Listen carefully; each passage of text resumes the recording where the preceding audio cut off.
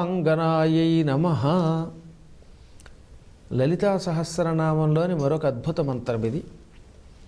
పిల్లలను సరి అయిన దారిలో పెట్టే మంత్రం ఇది. అల్లరి చిల్లరిగా తిరిగేవాళ్ళు,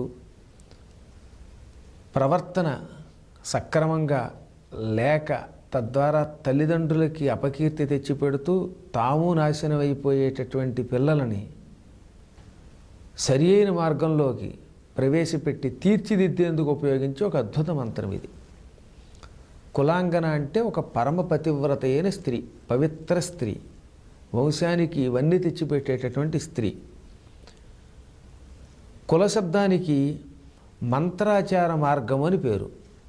ఆచారాలలో కులాచారము, సమయాచారము ఇలాంటి కొన్ని ఆచారాలు ఉన్నాయి. ఈ కుల శబ్దమే అభివృద్ధి అయి కౌళము అయిందనమాట.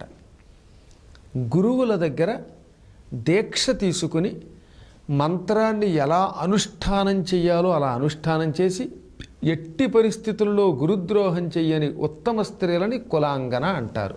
అసలు మంత్రశాస్త్రంలో కులాంగన అంటే ఒకటి పతివ్రత అయిన స్త్రీ అని అర్థం, మంత్రానుష్ఠానం సక్రమంగా చేసేదని పేరు.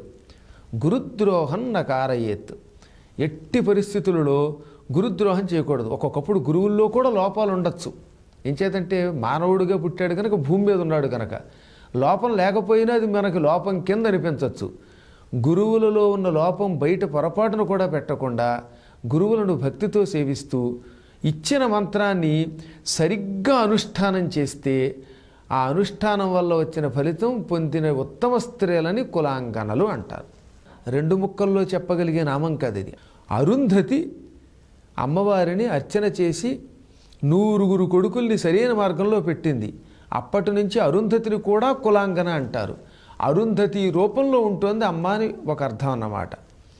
ఈ మంత్రం ప్రతి శుక్రవారం 1008 సార్లు చేస్తూ 6 నెలల పాటు విడిచిపెట్టకుండా జపం చేస్తే అటువంటి వాళ్ళ పిల్లలు ఎంత అల్లరి చిల్లరిగా తిరుగుతున్నా బాగుపడతారు, మంచి మార్గంలో కడతారు. విద్య సరిగ్గా రాక బాధపడుతున్న పిల్లలకి విద్య వస్తుంది. ఏమైనా సంతానాన్ని సరి అయిన మార్గంలో ప్రవేశపెట్టడానికి ఈ మంత్రానుష్ఠానం చేసుకోమని పురాణాలు చెబుతున్నాయి. ఎలా చేసుకోవాలో చెప్పాను మీకు. ప్రతి శుక్రవారం 1008 సార్లు చొప్పున చెయ్యాలి. 6 నెలల పాటు చెయ్యాలి. ఈ జపం చేస్తున్నప్పుడు తులసీ దళాలతో పూజ చేస్తే అమ్మవారిని బాగా ఫలితం వస్తుంది. పిల్లవాడో లేక పిల్ల నక్షత్రం, గోత్రం, పేరు చెప్పి ఏదో ఫలానా ప్రభాకరు లేకపోతే ఇంకొక సుధాకరు, వీడి భరణి నక్షత్రం వాడు లేక ఈ అశ్విని నక్షత్రం వాడు, ఇతడు సరి అయిన దారిలో ప్రవేశించుగాక అని మీ మనస్సులో అనుకోండి. మా పిల్లాడు బాగుపడడం కోసం లేకపోతే మా అమ్మాయి బాగుపడడం కోసం ఈ మంత్రాన్ని అనుష్ఠానం చేస్తున్నాం అని మనస్సులో కానీ పైకి కానీ చెప్పుకొని ఈ అనుష్ఠానం చెయ్యండి. ఓం కులాంగనాయై నమః. శుక్రవారం చేస్తే చాలు, 1008 చేస్తే చాలు. 6 నెలల పాటు విడిచిపెట్టకుండా చెయ్యండి. బయట ఉంటే ఆపేసి తర్వాత వారం మళ్ళీ కొనసాగించండి. తులసీ దళాలతో పూజ చెయ్యండి. ఈ పూజ చేసిన తులసీ దళాలన్నీ ఎక్కడన్నా తులసి కోటలో కానీ కాలువలో కానీ కలిపేయచ్చు. ఒక్క దళం మాత్రం ప్రసాదంగా మీరు మీ పిల్లలు కూడా తినండి. పిల్లలు ఇక్కడ లేకపోతే వాళ్ళ పేరు చెప్పి చేసేయచ్చు కనుక వాళ్ళ పేరు చెప్పి ఒక దళం మీరే తినండి. పిల్లల్ని ఎక్కడో చదివిస్తూ ఉంటారు కదా చాలామంది హాస్టళ్లలో పెట్టి, అటువంటిప్పుడు ఇంట్లో పిల్లలు లేనప్పుడు వారి పేరు మీదుగా ఈ మంత్రాన్ని అనుష్ఠానం చేయవచ్చా లేదా అని కొంత అనుమానం ఉంటుంది. ఎక్కడున్న అనుష్ఠానమే కాబట్టి అనుష్ఠానం చేయొచ్చు. ప్రసాదంగా వారి బదులుగా ఒక తులసి దళం మీరే స్వీకరించండి.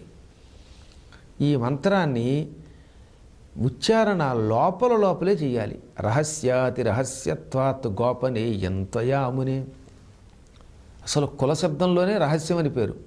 గురువులు ఇచ్చిన ఈ మంత్రాలను లోపల చేసుకోవాలి కనుక జపం చేసేటప్పుడు పైకి అరవకూడదనమాట. జపమాల ఏదన్నా పెట్టుకుని ఒక కండువాయో చెంగు కిందో పెట్టుకుని ఎవరికీ కనపడకుండా జపమాల తిప్పుతూ లోపల రహస్యంగా జపం చేయాలి. అసలు పెదవులు కూడా కదలకుండా చేస్తే మంత్రానుష్ఠానం వల్ల ఎక్కువ ఫలితం వస్తుంది. సరే పెదవులు కదిలితే ఒకవేళ ఆ ఉచ్చారణ బయటికి వినపడకుండా చేయండి. ఎంత రహస్యంగా చేస్తే అంత బాగా ఫలిస్తుంది. ఉచ్చారణ బయటకు వస్తే మంత్రబలం అంతగా ఫలించదు.